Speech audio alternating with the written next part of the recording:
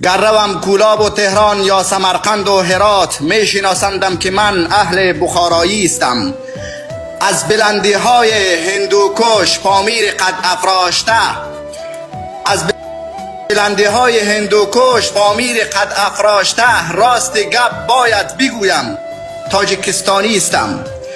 در تخار نازنین پنشیر و کابل خانه ام، در تخار نازنین پنشیر و کابل خانه ام. رودکیم من ز کهدامن جوان مرد سمنگانی استم.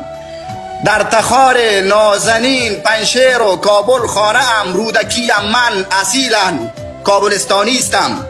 من زبانم فارسی است شیرین تر از قند و عسل، من زبانم فارسی است شیرین تر از قند و عسل. از تبار تاجیکم کرمان و پروانی استم. رهرو ما در نایاب دریس مولای روم، رهرو ما در نایاب دریس مولای روم. وارث مسلم خراسانی و اسماعیل سامانی استم. تو بدان فرزند افغان، یا برادران پشتو نمیگم، تو بدان فرزند افغان، من جوان تاجیکم.